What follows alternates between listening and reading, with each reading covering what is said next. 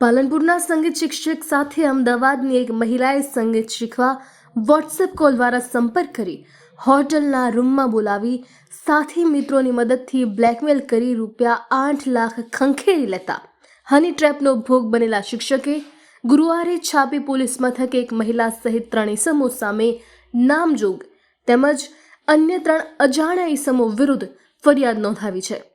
છાપી પોલીસ સૂત્રો દ્વારા મળતી હકીકત મુજબ પાલનપુરની એક સ્કૂલમાં સંગીત શિક્ષક તરીકે ફરજ બજાવતા શિક્ષકના ક્લાસીસના યુટ્યુબ પર વિડીયો જોઈ અમદાવાદની કોમલ પંચાલ દ્વારા વોટ્સએપ કોલ કરી સંગીત શીખવા માટે વાત કરી હતી।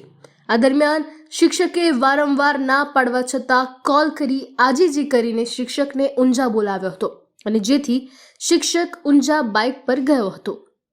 ત્યાં જઈને મહિલાને કોલ કરતા તેણે ઉપાડ્યો ન હતો, તેથી શિક્ષક પરત પાલનપુર જવા નીકળ્યો હતો। દરમિયાન છાપી નજીક પહોંચતા મહિલાએ કોલ કરી ક્યાં છો તેવું પૂછતા પીડિત શિક્ષકે જણાવ્યું કે હું ઊંઝાથી નીકળી ગયો છું, જેથી મહિલાએ જણાવ્યું કે હું અને મારી ફ્રેન્ડ આવીએ છીએ અને તે ન્યૂ દર્શન હોટલને જાણે છે, ત્યાં રૂમ બુક કરાવો તેવું જણાવ્યું હતું। તેથી શિક્ષકે હોટલ ન્યૂ દર્શનમાં રૂમ નંબર 103 બુક કરાવ્યો હતો। થોડી ક્ષણોમાં મહિલા રૂમ નંબર 103માં પહોંચી શિક્ષકને ગળે લગાવી પોતાના વસ્ત્રો ઉતારવા લાગી। શિક્ષકે વિરોધ કરતા જ 3 ઇસમો રૂમનો દરવાજો ખોલી અંદર આવી પહોંચ્યા અને પોતાને છાપી પોલીસ હોવાનું જણાવવા લાગ્યા। ઉપરાંત શિક્ષકને ગાળો બોલી અને પોલીસ સ્ટેશન આવો તેવું જણાવ્યું।